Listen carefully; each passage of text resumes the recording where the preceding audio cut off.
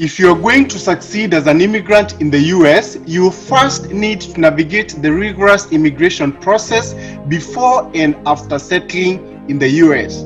It took me 8 good years to finally make it to the US. I was denied visa 4 times before I finally migrated as a master's international student. After I graduated, I took a leap of faith to get into the tech industry as a consultant, even though I had no IT background. A few years down the line, I started a consulting business on IT graduate studies as well as self-development IT training programs, and from then on, I've never looked back. This is Bob Mwiti, and you are watching Success with Bob Mwiti Show. In this episode of Success with Bob Mwiti Show, I'm going to talk about the 2 things that you need to look out for when you're choosing a school to study here in the US. Now, I know a lot of people out there, they want to come to the US, but they don't really know exactly what they need to look out for when they are choosing the school that they want to study here. And that's why I have this show to give you that information that you are looking for. All right. Now, the first thing that you really have to look out for is the affordability of the school. Okay, common sense dictates that you can't come to a school that you can't really afford. That's what it is. Okay, so check out the tuition fees, okay, the school is charging, okay. Then check out if the school is offering any scholarships. Normally, scholarships are very hard to get. They are usually merit-based, meaning that you have to be a really good performer for you to get the scholarships, all right? So, and then another thing is to check and see if you don't have the funds, check and see if the school partners with any lenders out there that offer international student loans. All right, if you follow me, you'll know that I've talked about international student loans that you can get. There's unsecured international student loans, and then also there's those loans that you can get but requires a consignor. Okay, so affordability is very, very important. Okay, because also another reason why you really have to come to an affordable school here in the US is you don't really want to drop out of school once you're here, because if you do, then you're gonna be out of status. Okay, I've seen this. A lot of international students, they come here in the US to study here. Most of them, what they normally do is they get a bank statement back in their country.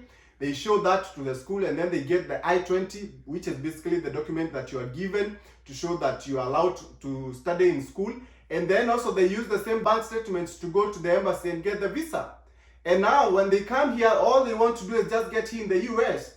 But now if you don't have the money to study, how do you expect to study?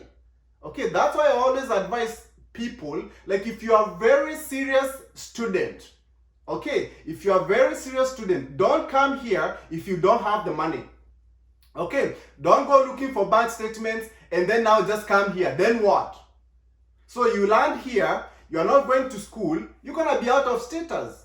Then the moment you don't have the right immigration papers here in the US, life going to be very hard for you. You can't work corporate job even if you are so smart.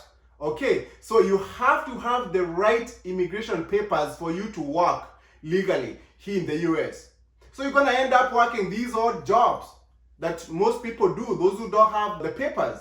Okay, so again, it all depends with you. Whether if you're a smart guy and you really want to come here and study, then get the funding to study here. But if you're someone who just want to come here, just land in the US, you are not interested in going to school, well and good. It's up to you. Okay, but for those serious students, don't come here if you really don't have the funding, because it's very expensive here. You need funding. Okay, you need the source of funds for you to study here in terms of tuition and living expenses. Okay, so make sure when you are looking for these schools, check how much do they charge. Okay, how much do they charge in terms of tuition? Okay, how much does it cost also to live there?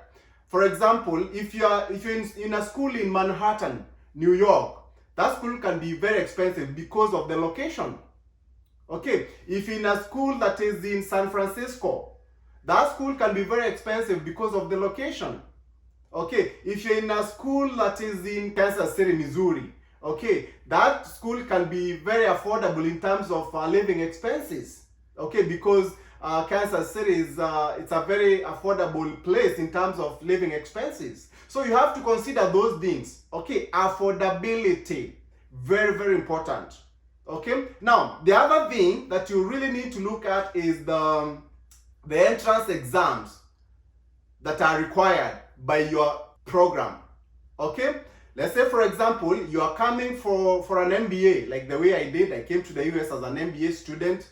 Now, if you want to go to a certain school which is offering an MBA, you have to look at what are the requirements for entrance exams for that program. Okay, so if you are someone who doesn't want to do an entrance exam, for example, if you're coming for an MBA, most likely you're going to have to do GMAT exam, Graduate Management Admissions Test. Okay, so if you have to do that exam, you have to prepare for it. It takes a lot of time to prepare. It's going to take you around 3 months to prepare for that kind of an exam. Okay, so you have to really think about it. Okay, you know, when I started thinking of coming to the US, I didn't have anyone to show me the way, what I needed to do. Okay, so I was just looking for schools, any school out there, whatever it is. And then I was not even looking at the requirements for entrance exams. And then I do the application. And then when I'm done with the application, that's when I realized that, oh, they need this and this and this. So don't waste your time, okay, trying to apply to schools and yet you are not even interested in doing those entrance exams. So look at the requirements for entrance exams. Okay. Now, other schools also, other than the GMAT, if you are coming for your MBA, they might be asking for you to submit your score for TOEFL, which is Test of English as a Foreign Language. Okay, if that's the case, then you have to go for such a test. Okay, so it's very, very important that you know these things. It will give you the right information as far as preparing for those tests are concerned, okay, because it takes time to prepare for them, and also it costs money to prepare for those kind of entrance exams. All right, so those are the two things that you really need to consider, okay. The two top most things that you really need to consider when you're choosing a school to study, okay, affordability and the kind of entrance exams that they are looking for. You're watching Success with Bob Mwiti Show, presented to you by Appstech America. Appstech America is a consulting company that helps immigrants find amazing higher education and job opportunities in the tech industry in the United States. You can find our programs by going to www.appstechamerica.com. Appstech America, we wake you up to the unlimited potential within you. Now, on to our question of the day. Now, someone asked me, do you live on campus or on campus as an international student? Now, it depends, all right? There's two options for you when you come here as an international student. One option is to live on campus, okay, meaning that within the school, they usually have dorms, okay, or suites. So if you have money, then you can live on campus, okay? If you don't have enough money, then off-campus option would be the best for you because it's very, very affordable. Okay, on campus accommodation can cost you 3 times as much as what you'd pay if you are living off campus. Okay, and when you are living on campus, you cannot cook. Okay, so you have to buy meals from school. Okay, and meals can be expensive. Meals will be about $7 per meal.